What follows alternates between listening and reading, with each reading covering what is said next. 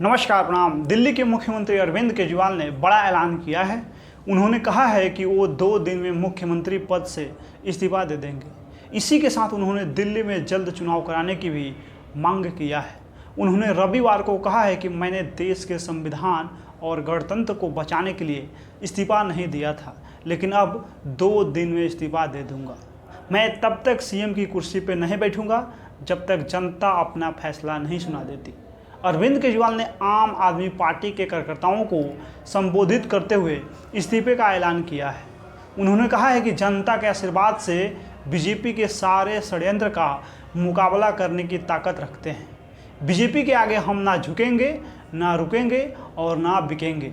आज दिल्ली के लिए कितना कुछ कर पाए क्योंकि हम ईमानदार हैं। आज ये हमारी ईमानदारी से डरते हैं क्योंकि ये ईमानदार नहीं है।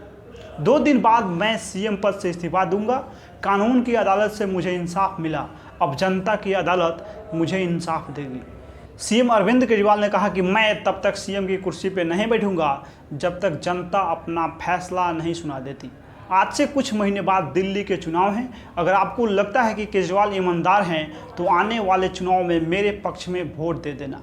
आपका एक एक वोट मेरी ईमानदारी का सर्टिफिकेट होगा। उन्होंने आरोप लगाया है कि केजरीवाल चोर है। मैं सत्ता का खेल खेलने के लिए नहीं आया था, देश के लिए कुछ करने आया था।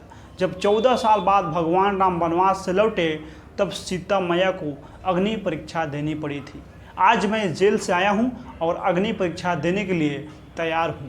ये कुछ लोग बोल रहे हैं कि सुप्रीम कोर्ट ने कुछ कंडीशन लगाई है, काम नहीं कर पाएंगे। पिछले 10 साल में इन्होंने कंडीशन लगाने में कोई कसर नहीं छोड़ी थी। फरवरी में चुनाव है। आज इस मंच से मैं मांग करता हूं कि ये चुनाव महाराष्ट्र के साथ नवंबर में कराया जाए। केजरीवाल ने कहा कि मैं देश के सारे नॉन बीजेपी मुख्यमंत्रियों से हाथ जोड़कर अपील करता हूं, अगर प्रधानमंत्री आप पर फर्जी केस करके आपको जेल में डालें तो किसी भी हालत में इस्तीफा मत देना। हमारे लिए पद नहीं, देश, संविधान और जनतंत्र जरूरी है। इतने भारी बहुमत से जीती हुई सरकार आप जेल में डालकर कहोगे इस्तीफा दे, इनका ये फॉर्मूला भी आम आदमी पार्टी ने फेल कर दिया है। पूर्व केंद्रीय मंत्री स्मृति ईरानी को दिल्ली के 7 जिलों में सदस्यता अभियान की कमान मिलते ही हलचल मच गई है। बीजेपी ने सदस्यता अभियान के साथ साथ अगले साल होने वाले विधानसभा चुनाव प्रचार के लिए अपने वरिष्ठ नेताओं को मैदान में उतार दिया है। दिल्ली के बाकी 7 जिलों में सदस्यता अभियान की कमान केंद्रीय मंत्री हर्ष मल्होत्रा को दी गई है। पार्टी के दोनों वरिष्ठ नेता अभियान की मॉनिटरिंग के साथ साथ संगठनात्मक प्रवास भी कर रहे हैं और ग्राउंड लेवल पे लोगों से भी संपर्क साध रहे हैं। पूर्व केंद्रीय मंत्री स्मृति ईरानी को केशवपुरम, चांदनी चौक, न्यू दिल्ली, करोल बाग, शाहदरा, मयूर विहार, नवीन शाहदरा में सदस्यता अभियान को मॉनिटर, समीक्षा व सदस्यों की संख्या बढ़ाने की रणनीति तैयार करने की जिम्मेदारी मिली है। उन्होंने नवीन शाहदरा, करोल बाग व नई दिल्ली जिला बीजेपी कार्यकर्ताओं के साथ बैठक की थी और कहा कि सदस्यता अभियान घर घर ले जाएं। केंद्रीय मंत्री हर्ष मल्होत्रा को महारैली, south Delhi, west, Najafgarh, north east, outer Delhi और नॉर्थ वेस्ट दिल्ली में सदस्यता अभियान की कमान सौंपी गई है।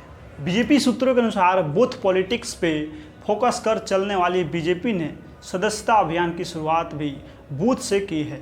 हर बूथ पे कम से कम 100 या 150 सदस्य बनाने का लक्ष्य निर्धारित किया गया है। प्रक्रिया के बारे में लोगों को उचित जानकारी देने के लिए कार्यकर्ताओं को कहा गया है, क्योंकि इस बार मेंबरशिप फॉर्मेट में मामूली बदलाव किया गया है। मिस कॉल देने पे सदस्यता क्रमांक आ रहा है। सांसदों और विधायकों के साथ जिलाध्यक्ष, पदाधिकारी व वरिष्ठ नेताओं को सदस्य बनाने का टारगेट दिया गया है। किसने कितने सदस्य बनाए, इसकी मॉनिटरिंग व समीक्षा का काम स्मृति ईरानी और हर्ष मल्होत्रा को दिया है। दोनों नेताओं ने पिछले रविवार से ही अपनी जिम्मेदारियां संभाली है। बताया जा रहा है कि बैठकों के दौरान यह चेतावनी भी दी जा रही है कि अभियान को गंभीरता से न लेने वालों को भविष्य में कोई बड़ी जिम्मेदारी नहीं दी जाएगी। झारखंड में विधानसभा चुनाव की तारीख जैसे जैसे नज़दीक आ रही है, प्रदेश में राजनीति पारा भी बढ़ता जा रहा है। प्रधानमंत्री नरेंद्र मोदी ने रविवार को जमशेदपुर में लोगों को संबोधित किया। लोगों ने मोबाइल की टर्च जलाकर पीएम मोदी का स्वागत किया था।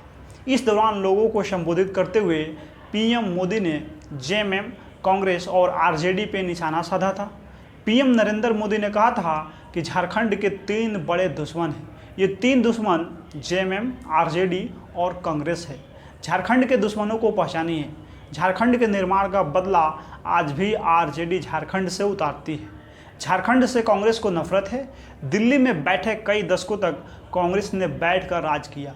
इन्होंने दलित, पिछड़ा और आदिवासी समाज को आगे नहीं बढ़ने दिया। पीएम मोदी ने कहा, जेएमएम किसके साथ खड़े हैं? ये लोग आदिवासियों की जमीन और जंगल पे कब्जा करने वाले लोगों के साथ हैं। प्रदेश का सबसे बड़ा मुद्दा घुसपैठ है। हर झारखंडी के लिए यह चिंता का विषय बना हुआ है। वहीं झारखंड हाई कोर्ट ने जांच के आदेश दिए हैं। पीएम नरेंद्र मोदी ने कहा कि जेएमएम सरकार मानने को तैयार ही नहीं है कि झारखंड में घुसपैठ हो रहा है।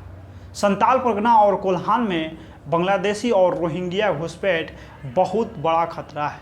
यहाँ की पहचान और डेमोग्राफी तेज़ी से बदल रही है। बाकी इस वीडियो में आप लोग अपना प्रतिक्रिया दे दीजिए। मिलते हैं अगला वीडियो में। बहुत बहुत धन्यवाद।